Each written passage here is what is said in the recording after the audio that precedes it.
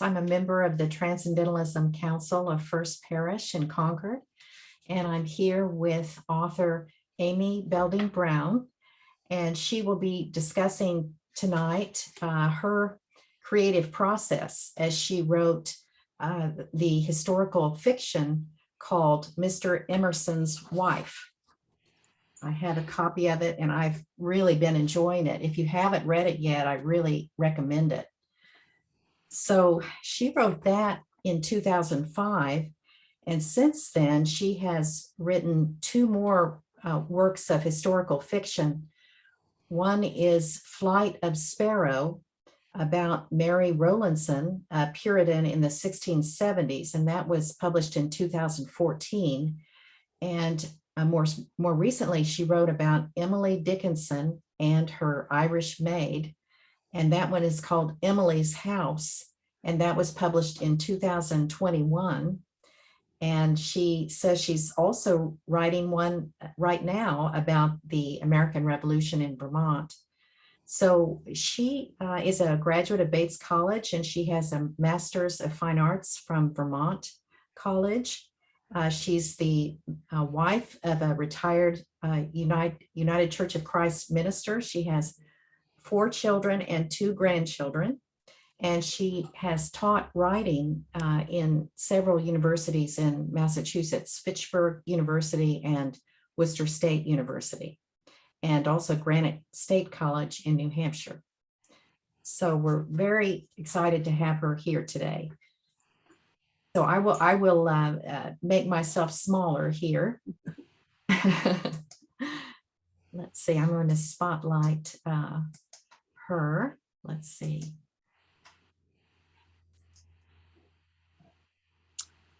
Okay. Thank you. Thank you, Shelley.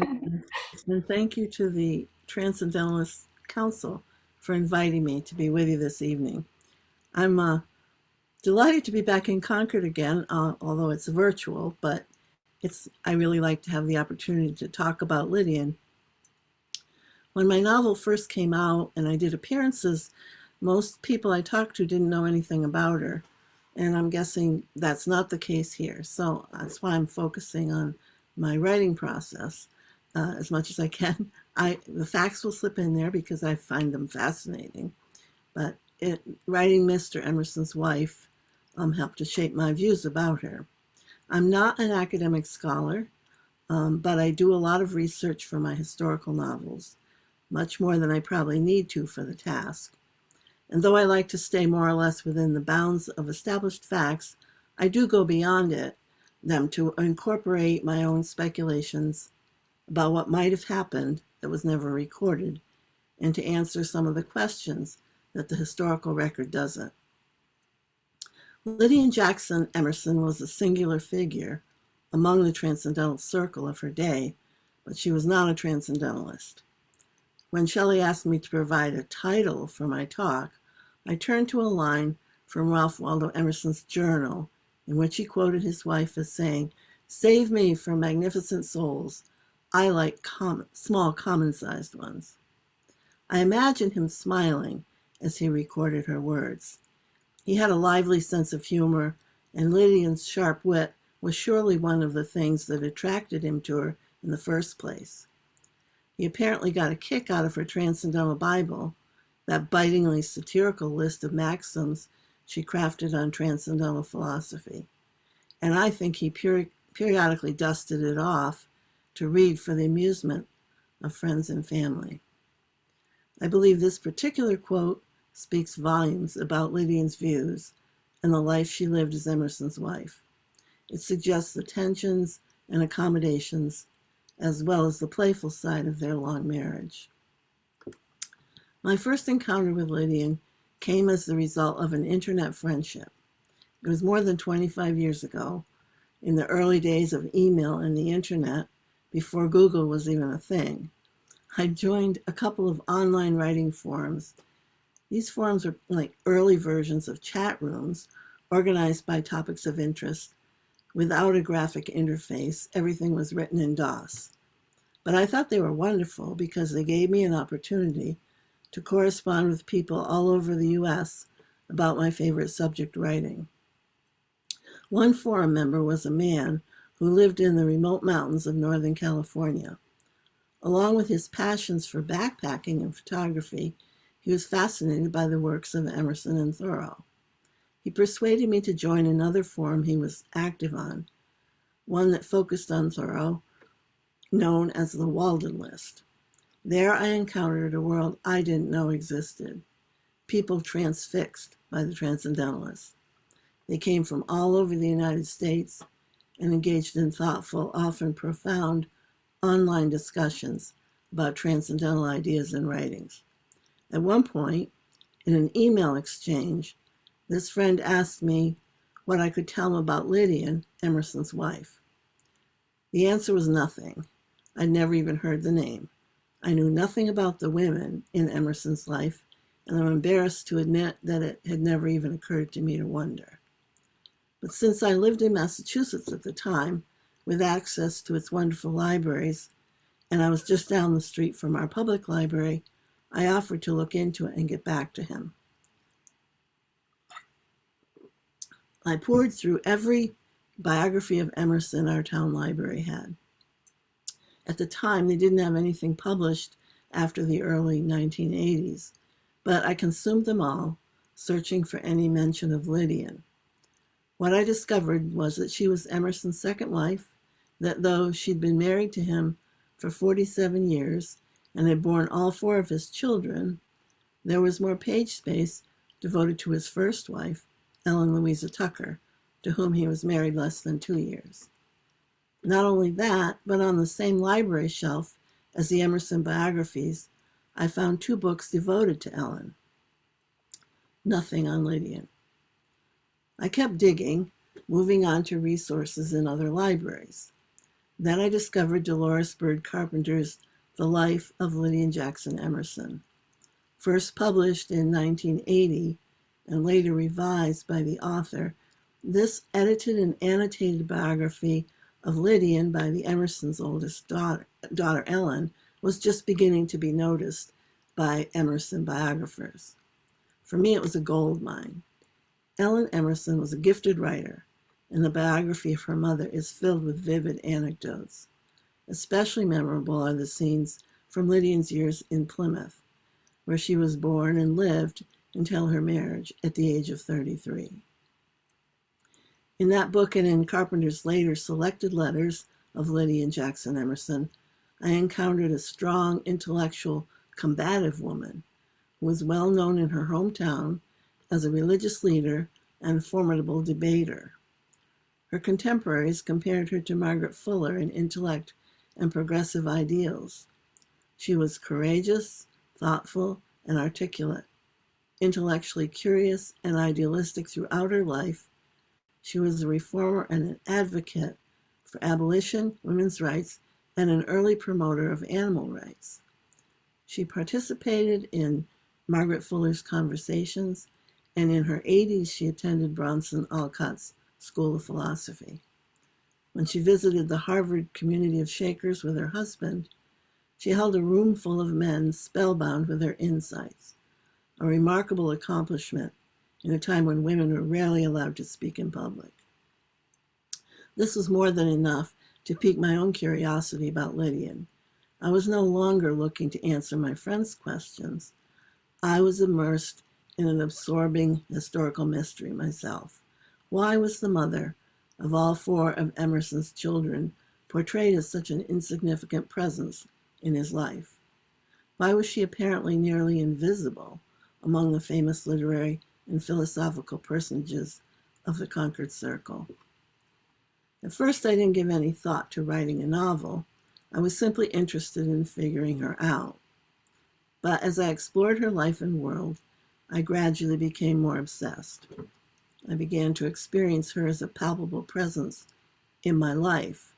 I shared my findings and questions with my internet friend, and I endlessly discussed her character and personality with my husband, who has a fair amount of psychological training. At some point in this fascinating exploration, I decided she might make a good protagonist for a novel. By this time, I'd figured out that in order to understand Lydian, I had to learn more about the broader context of her life.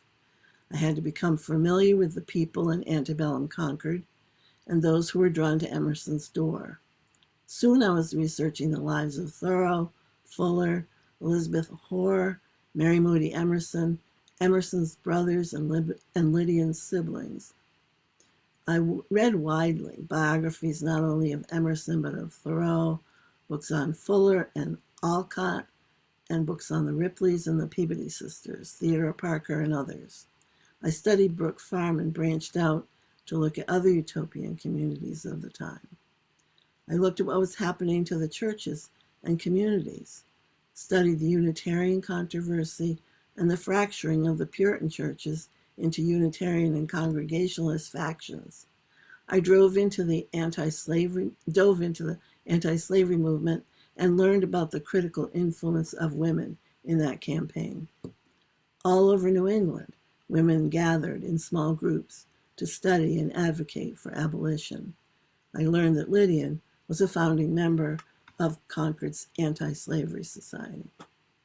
Gradually, I pieced together the world of mid-19th century Concord and its remarkable flowering of creative philosophy and reform. This process provided a lesson that I've applied to all my historical fiction. In order to create an immersive experience for the reader, I had to immerse myself in the past and know everything I could about the time. It should come as no surprise that my search led me to Concord. At that time, I lived about an hour's drive away. The Concord Free Public Library quickly became my home away from home, and I spent many happy hours there consulting their remarkable resources. The library is, as I'm sure you all know, a reader's dream, and thanks to the Massachusetts Interlibrary Loan System, I was able to check out books of particular interest, so I visited as often as I could. My focus in all my research and the quest itself was not exploring transcendentalist thought, but uncovering the daily lives of Lydian and the people she knew. Although an individual's ideas are often reflected in their behavior, there's rarely a one-on-one correspondence, as humans we're not always consistent, however we might strive to be. But it's those inconsistencies, quirks, if you will, that are a fiction writer's fodder. The research goes on throughout the entire novel writing process for me. I almost always begin with books, but my focus shifts as I begin looking for specific sensory details that will give flesh and life to the dry facts. I toured the Emerson house. In fact, I visited it several times. I wasn't allowed to take photos, but I did take mental notes, lots of them. I was thrilled to actually see the rooms and furniture that were part of Lydian's everyday life, the objects she used and touched. I listened carefully to what the tour guide said, especially when she mentioned Lydian and the Emerson children. I was frankly surprised at the way Lydian was presented, as a meek, self-effacing woman, focused on housekeeping and motherhood, and happily subservient to her brilliant husband.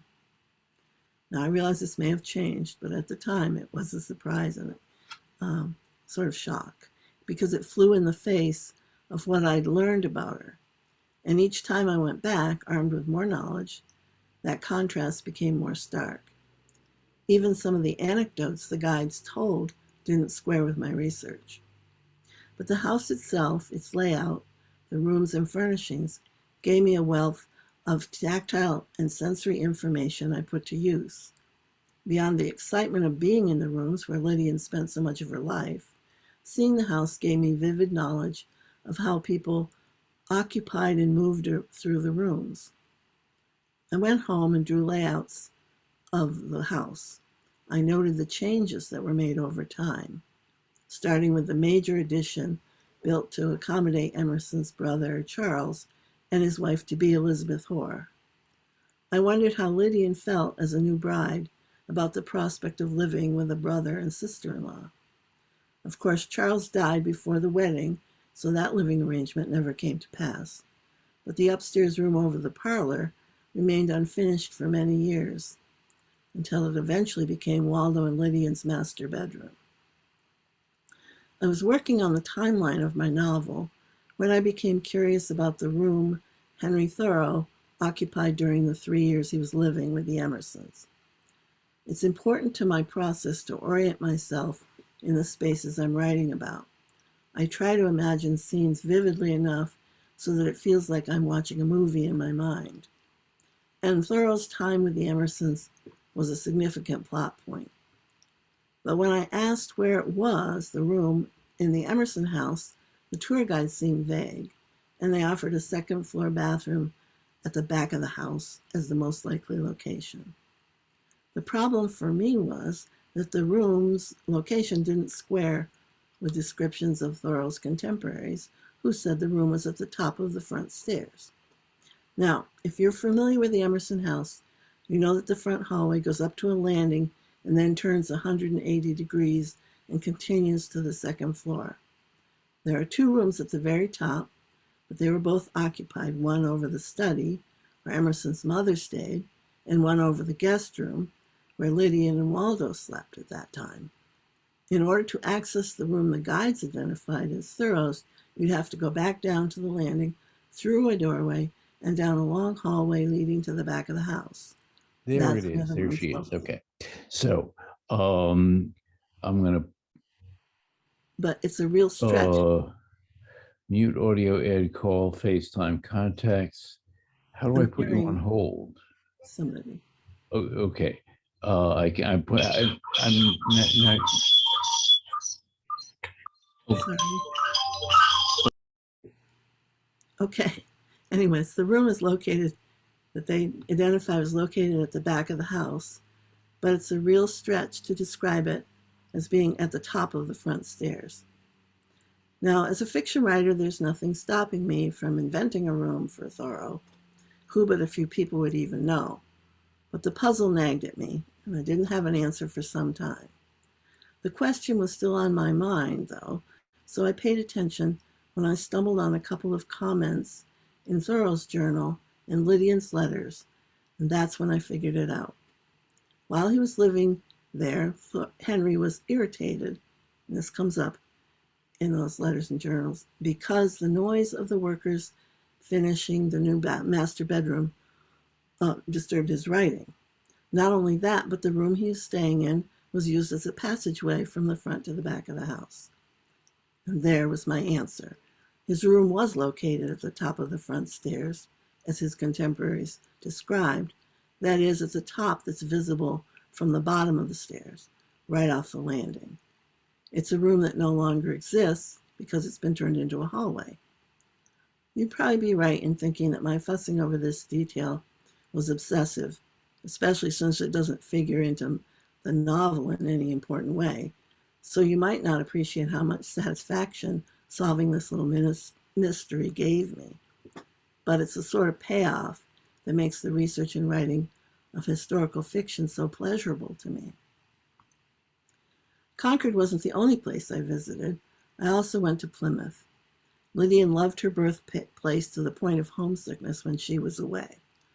Before their marriage, she'd tried to persuade Emerson to move there, and she remained so deeply connected, it's even mentioned on her gravestone.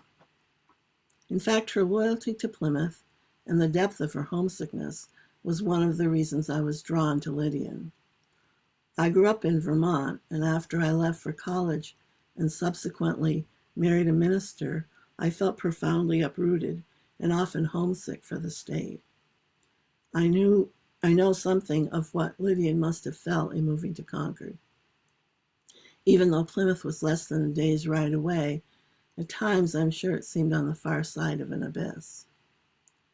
While I didn't visit Plymouth as frequently as I did Concord, I went often enough to get a good sense of the town as it was during the early 19th century.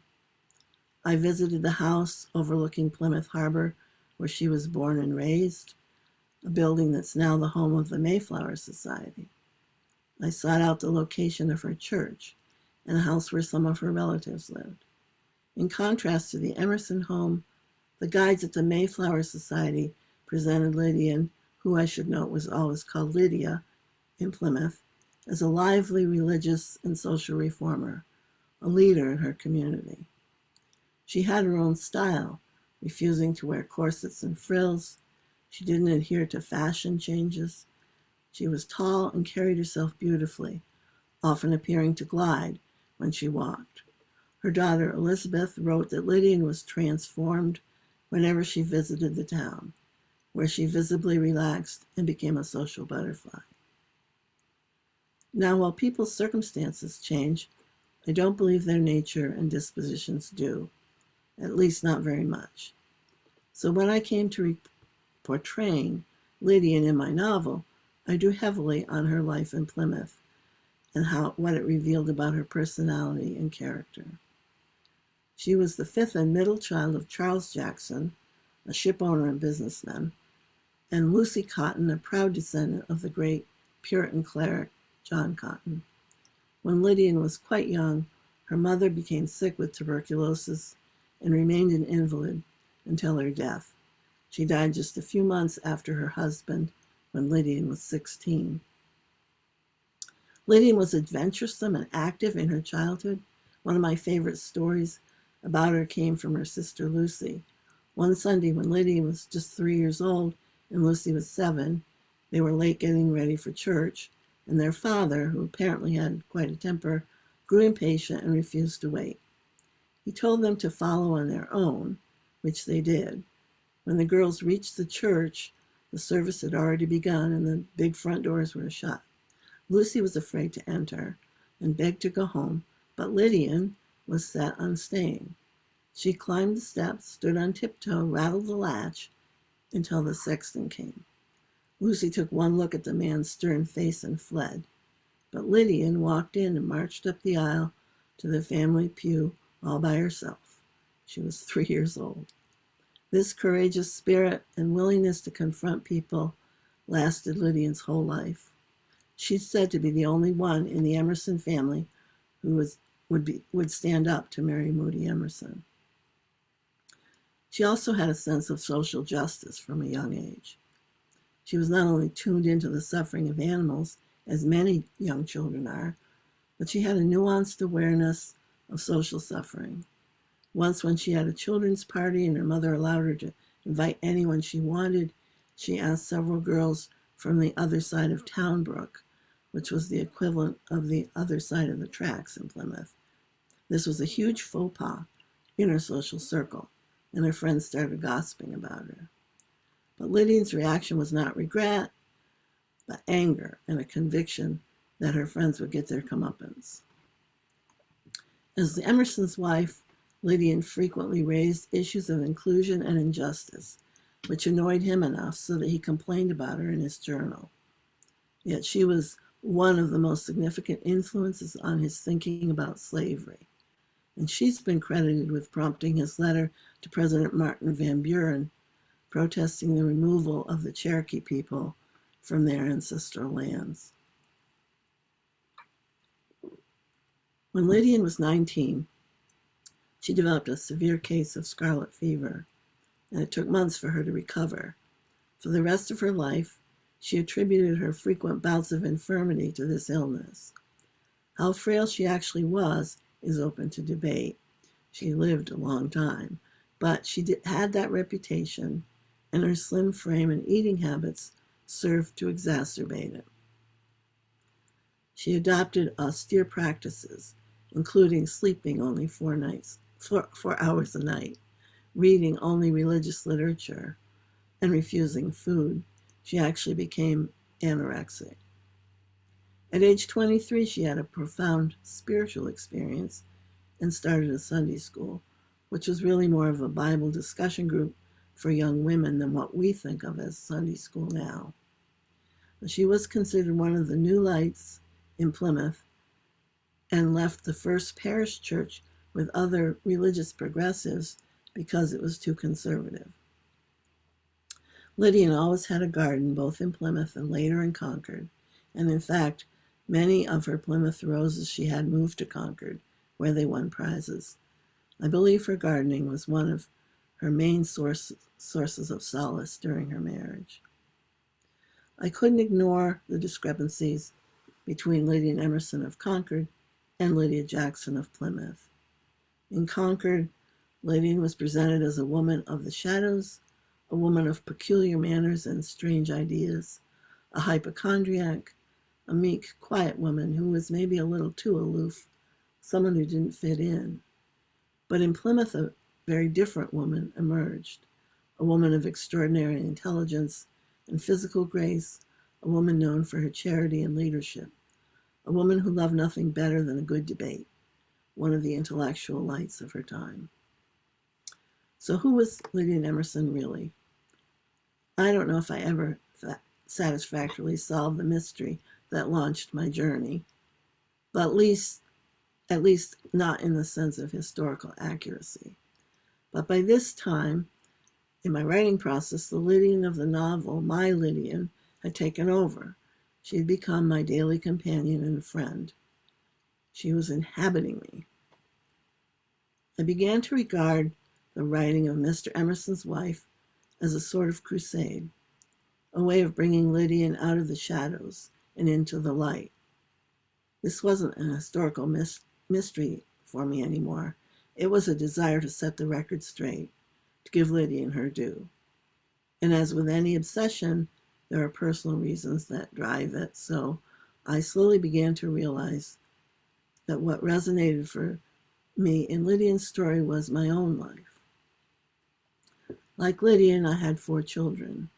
As I've mentioned, I lived most of my adult life away from the place I felt was home. I'm back now, but I married a man who was idealistic and scholarly, a man I was drawn to because of his character, intellect, and religious and philosophical views.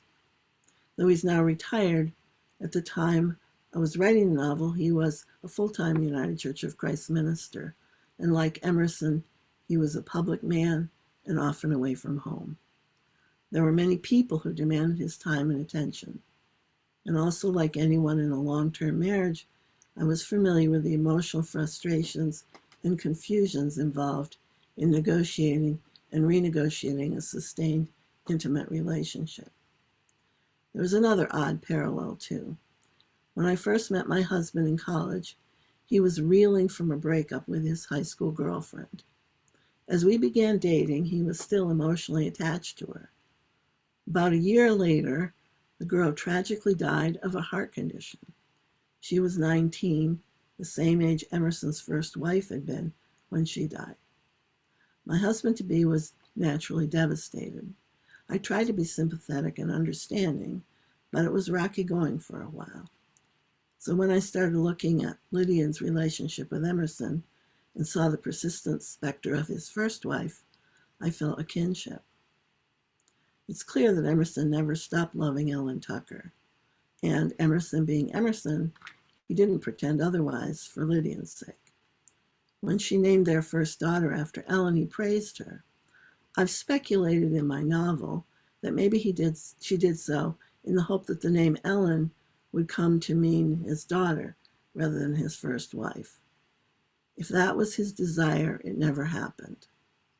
Emerson continued to praise his dead first wife throughout their marriage. Fortunately, my husband didn't carry a torch for his former girlfriend for years, let alone our entire marriage. But the early experience gave me a touchstone to imagining what Lydian must have gone through. For me, the story of Lydian was not just hers alone, but my story. And I believe, in large part, it's the story of all creative, intelligent women who struggle with the tensions between love and independence. All this time, as I was reading, taking notes, visiting locations, and speculating about the mystery at the core of my quest, I was also writing. Let me disabuse you of any misconception that my writing process is systematic and orderly. Quite the opposite. It's remarkably messy and inefficient. I don't even start with an outline, which has been recommended to me over and over. I've actually tried it several times and it simply doesn't work for me. I begin with research and follow my nose. For several months, I usually read everything I can get my hands on about the subject. As information accumulates, so do my questions, And one question leads to me to investigate more, and one thing leads to another, and I end up going deeper and deeper into history and context. After I figured out my main character and developed a working sense of the facts and sequence of events, I start writing scenes. I'm still researching all this time. Few of these early explorations actually end up in the finished draft, but they're crucial to my process. It's not until I place my protagonist in a situation and start writing that scene that she comes alive on the page.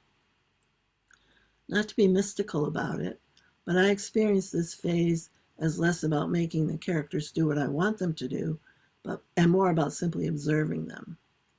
This part of the process is intuitive and it feels magical.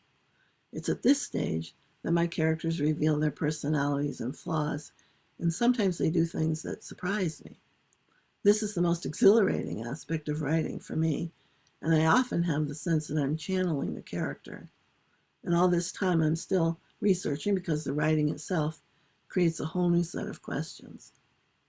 Some of these questions can be answered by research, but many cannot.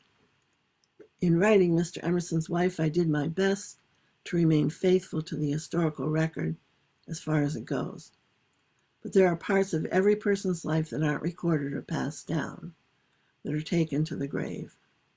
These can be as inconsequential as personal quirks or conversations, or as momentous and life-changing as an abortion or an affair.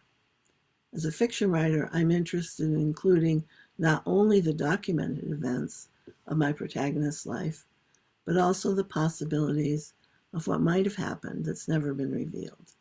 I think of it as writing between the cracks. In Mr. Emerson's Wife, I've interwoven fact and fiction. Over time, I've come to realize that this frustrates some readers. But novelists and historians don't have the same tasks. In fiction, no matter the genre, the story is primary. It's designed to provide an experience, not a lesson. Its goal is to give readers a chance to confront struggles they may face and observe how another character handles them. So drama and tension take precedence over documented evidence.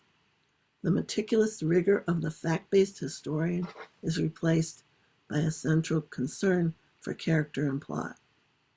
This leads to interesting and sometimes controversial choices on the part of the novelist. A central and controversial motif in my novel is the relationship between Lydian and Henry Thoreau. This first came to my attention when I read Henry Siddell Canby's 1939 biography of Thoreau, in which he argues that Henry was in love with Lydian. His evidence includes a couple of letters and an essay in which Thoreau refers to his strong feelings for an unnamed woman whom Canby concludes could only be Lydian. I found similar suggestions in other sources. In the preface to her edited biography of Lydian, Dolores Byrd Carpenter asserts that there was significant sexual tension between Thoreau and Lydian, though she believes it was never consummated. Now, I'm aware, and I was aware then, that many scholars have identified Thoreau as gay. Others believe he was asexual, and a few suggest he had an amorous relationship with Lydian. To be fair, there's not enough documented evidence for any of these options. There are only inferences informed by 21st century thinking and experience, so we'll never know for sure what Henry's sexual preferences were. But the fiction writer in creating a character has to know her character thoroughly, and that requires making a choice. So I made a deliberate decision to focus on Lydian and Henry's relationship because it served an important purpose in my novel. It's not a choice I made lightly. I put a lot of thought and research into it. I had a lot of good reasons for making the choice. I did, but those are a fiction writer's reasons, not an historian's. I worked on Mr. Emerson's Wife for nearly 10 years. I still had children at home at that time, and I had a full-time job. In 2000, I decided to pursue a low residency MFA at Vermont College in order to acquire the credentials to teach writing at a college level. By that point, I'd attempted several drafts of the novel, experimenting with different approaches, including one partial draft in which I imaginatively recreated Lydian's journal. My second semester, I'd completed a 500-page draft of the novel. I knew it was flawed, but I didn't know how to fix it. When I described the problem to my faculty mentor, Brett Lott, he advised me to put it in a drawer and start again without looking at it, which, after taking a few deep breaths, I did. When I graduated 2 years later, I'd almost finished the new draft. At that point, after graduation, I took a job as a tour guide at the Orchard House Museum, which turned out to be the best job I ever had. Not only was I spending my days in the very place where Louisa May Alcott created my childhood heroine, Jo March, but I loved giving the tours and answering people's questions about Concord and the Alcotts. What I didn't anticipate was that it was also wonderful preparation for getting up in front of people to talk about my novels. I confess it's a bit more challenging on Zoom. Throughout that period, I continued to work on the novel, and its characters became more real than ever. Knowing that Lydian had sat and talked in the same rooms I dusted each morning and attended Brunson's School of Philosophy thrilled me. And every morning on my way to work, I passed the intersection of Lexington Road and the Cambridge Turnpike, where the Emerson house stands. I still remember that winter morning after I received the happy news that St. Martin's wanted to publish the novel. I slowed the car and gave Lydian a triumphant and joyous salute. I'd like to close with a little poem I wrote for the Walden List Forum, one of several tongue-in-cheek verses I shared with the group over the years, usually when I felt the discussion was getting a little too heated and the participants were taking themselves too seriously. It was, I think, my way of echoing Lydian's plea, "Save me from magnificent souls. I like small, common-sized ones." I think you'll probably recognize all the individuals, with the possible exceptions of Abba and Ellen, the wives of Bronson Alcott and Ellery Channing, respectively. I called it Transcendental Questions. Minds happily secured in clouds, the transcendental men discuss with gravity the search for truth's ideal again. Here's Emerson, the Concord sage, and Bronson Alcott, too, debating nature's purposes, while Abba stirs the stew. Here's H. Thoreau and Channing in conceptual mid-leap, while Lidian and Ellen rock little ones to sleep. And here is Margaret Fuller, that singularity whose intellect taps heaven while someone else makes tea. These stars have all inspired us down generations long, and we like to take their model and make it our own song. It sounds downright idyllic, but the real question for me is, how truly transcendental can a busy mother be? Thank you.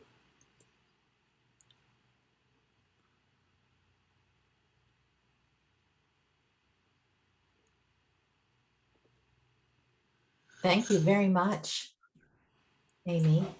Let's see. Okay, so great. So interesting. So we'll be taking some questions. And I just wanted to mention that I have been reading Amy's book just in the last few weeks and thoroughly enjoying it. And some of the characters besides Lydian that really came to life for me were Ralph Waldo Emerson's brother, Charles, who just added so much joy to the household. And I hadn't also realized that Lydian's sister from Plymouth had spent so much time in Concord with her. Isn't it interesting how it really was that house, the Emerson house, had so much extended family, so many different generations together, and so many guests. Yeah, I was overwhelmed. I mean, one of the things that really struck me was how busy that house was. It was like there were guests all the time, which Yeah. I would assume was exhausting for Lydian. Lucy actually, I think Emerson bought a house for her that was sort of across the street, and she lived there for a while too. And I can't remember the years or anything. At one time, I could have probably told you, but I don't know now. So. The spat between Lydian and Mary Moody Emerson was very interesting to me. Was that based on fact that because I never really knew the reason why there was this spat? And in the novel, you go ahead if you'd like. Well, I don't know which spat you're talking about. Oh, I'm sorry. The one where Mary Moody Emerson at the dinner table said that she thought Lydian was spending too much money and attention on the decor of the house. Yeah. Well, I think it was in the book. She had been rather unkind to her too, I think, or rude, I guess, when she first met her in Plymouth. Mary Moody Emerson. So I don't know exactly what made her tick. Mary Moody Emerson. She's obviously a character. She was fun to write about. She was in some ways the best and most lively character in the book. But I think that Ruth Emerson's mother also felt that Lydian was not frugal enough. So there's this contrast between, and I don't think Lydian was, she doesn't strike me as a person that was just like spendthrift or anything. But I think that the difference between the Plymouth Society and the Concord Society, was sort of a setup for her to be miserable, and it sort of rejected on that score. I don't really know what prompted Mary Moody Emerson to do that. It might have just been family dynamic, sort of like tribal. I don't really know. Yeah. But she never again would stay at the house after that spat, right? I think that had to do with Charles. Oh, okay. She was upset because Charles took Lydia inside. And I believe, if I'm remembering correctly, she said, she wasn't going to have her nephew talk to her. That it was like, I'm not staying here. So I think she was angry with Charles, who then died before she had a chance to, reconcile. Or maybe she wouldn't have anyways. So there was a question in the chat. An attendee would love to know more about Lydian's scarlet fever, anorexia, and her overall health. Okay, well, there's a whole section. Really, I really encourage you, if you haven't already, to read that Ellen's biography, The Life of Lydian Jackson Emerson. There's so many wonderful, fascinating stories in there. But that's where I mostly got that from. And she had the scarlet fever, and she got very ill, and she became enamored at some point of Napoleon, who only apparently slept 4 hours a night. And so that's why she did it. And she's 19, she's not very old. And she was known when she came to Concord, she got this reputation. The anorexia, I don't know. That's what if you read what we know about her, it sure looks like anorexia. But of course, in those days, they weren't running around diagnosing it or anything. When she came to Concord, she had different kinds of manners. There's a lot of references to her being mannered, and the people in Concord, maybe they thought she was too aloof or full of herself. I don't really know, but there's some sort of sense there was a social rejection of her because of that.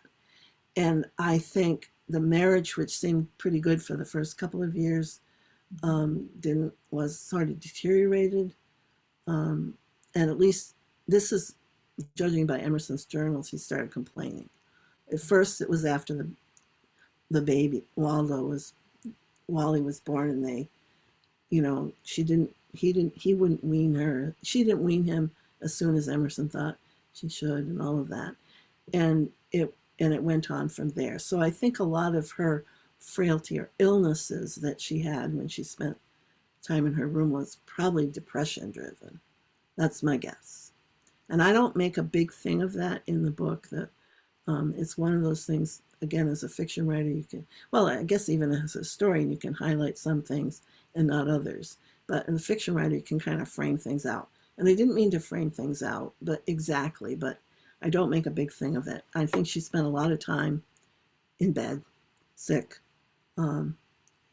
headaches, and she, well, like many people in her time, probably had laudanum to deal with too. So it was pretty common as a supposedly to help you feel better. I don't know. Well, I suppose it did on some level, briefly. So I don't know beyond that, but I think depression was probably part of it. Yeah, it's it. I think in your book, you didn't dwell on her health issues, her hypochondria. I was kind of relieved about that, because that was sort of how I had pictured her before your novel. Well, that's the image. Mhm. There's the Plymouth versus the Concord side of it, and the Emerson family sort of thought of her as hypochondriac and treated her that way. So, and then you get this very different image, like she would go and visit Plymouth and she'd perk up and she'd be fine. So who's the real person there? It was a social situation, and it wasn't really possible for, I think that she honestly at one point would have left Emerson if it hadn't been for the children. And of course, in those days, you didn't, you walked away from the husband, you also walked away from the children. And I don't think she could do that. So there's another question. What was Lydian's relationship with Margaret Fuller, and what did she think about Fuller's importance to Emerson? Well, that's addressed in the book. Yes. To some, yeah. I don't know what she actually thought. She obviously, I think she had a great deal of respect for her intellect, and many of her ideas aligned with Fuller's. She was more of an abolitionist than Fuller and stuff, but she was she was pretty progressive. Lydian was, but when I thought about it, again, this is the fiction writer, I thought, how can she like this?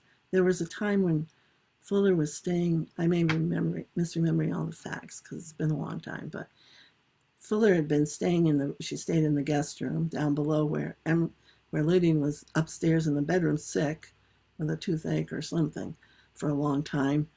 And it took Fuller a whole month before she actually visited Lydian in her room. I don't know what that was about.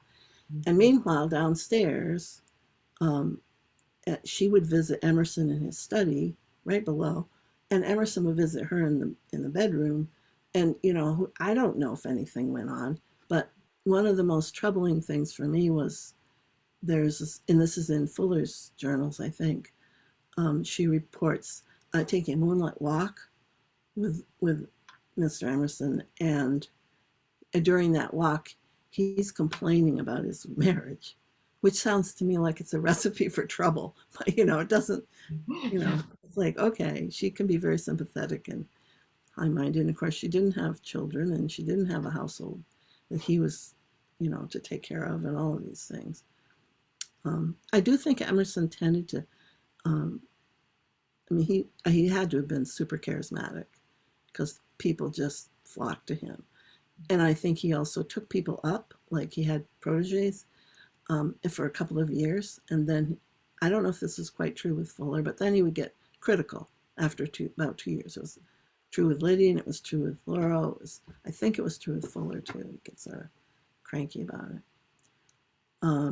I don't know, that probably goes way beyond. So I don't know what the actual, I had to invent what I would assume might be her reaction, her inner life. It doesn't mean she acted on any of it, but I would think it would have been troubling.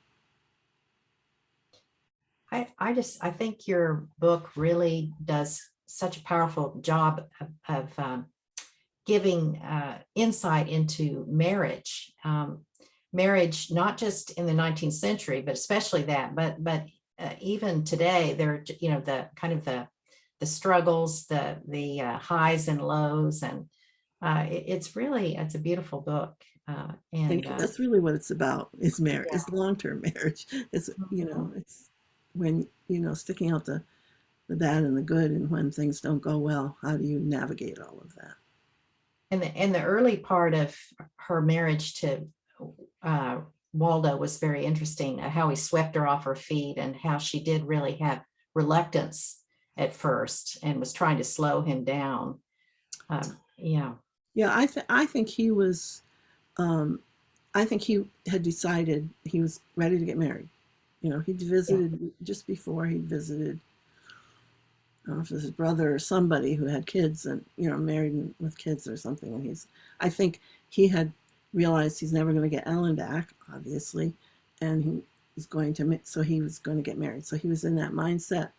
I think he picked someone that was very different from Ellen on purpose, but I do think he was charismatic. And she was 33, which was pretty old in those days to not be married. And I think she just decided she wasn't going to get married. And I don't think she had anything against it, but these visions that she had visions of him, including this vision she had in a mirror when she saw herself being married or to him. And that happened before she was married. And it's sort of like capped it for her. I think from her point of view, this was God speaking to her. So let's see, we have another question. You mentioned you discover sometimes a character surprises you. Can you remember what surprised you most about Lydian? Oh, it's not it's not like I can remember a specific thing. It's more like I'm riding along and then somebody, you open the door and there's somebody you didn't expect. It sounds crazy, but it's like not planned out. And I'm sure it's at some level unconsciously, subconsciously planned out, but it feels like it's just like, oh, I don't know who's behind this door, and there they are. So it's not big things that I discovered. Once I get the sense of the character, I'm not too likely to, I want to keep that person in character. So but the issue with her relationship with Henry, it was because she was vulnerable, and I thought a lot about that one. But by having a husband who was absent a lot and sort of complained about her a lot, and I think it made her vulnerable to some extent. However, we don't have any evidence that she wrote him any love letters, and it's not, so it's a question. So.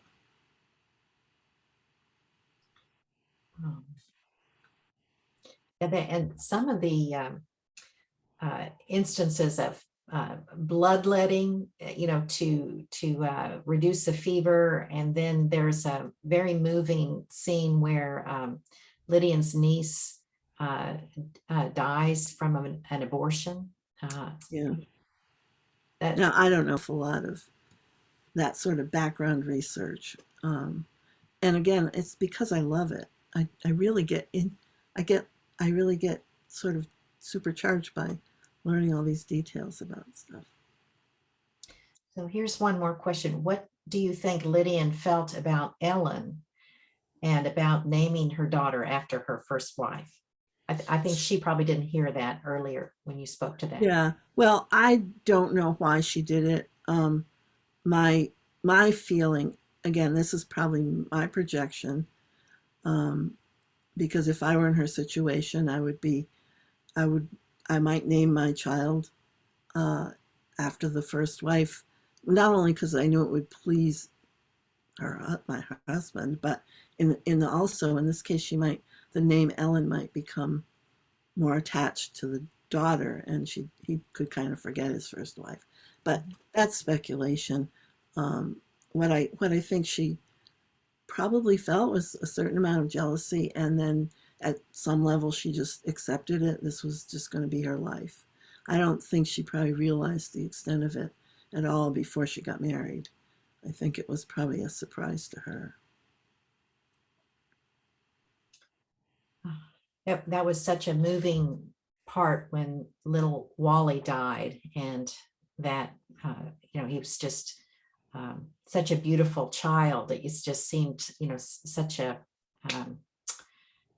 someone that was going to be Waldo's pride and joy, and as well as Lydian's, and then suddenly to have him gone like that. Yeah, well, I think that was sadly not an uncommon experience for parents to have, and it's heartbreaking. I don't think because it happened more often then than it does now means that it was any less traumatic for them. I think that it was devastating for both of them, and it didn't, as often is true when a child dies, it doesn't actually help the marriage. It doesn't, you'd think, well, it's a good time for them to come together, but it doesn't really seem to work that way. So it just made them both, they were both really devastated. Okay, well, I think that is the end of the questions I see in the chat. So I really want to thank you for joining us today. I really enjoyed it very much. Well, thank you, and it's been a pleasure. And I just want to say one thing, if it's all right. Please. That cover, you showed the book earlier. Yes. And the cover of the book was not my choice. It's not. When I saw that cover, and I didn't have a choice.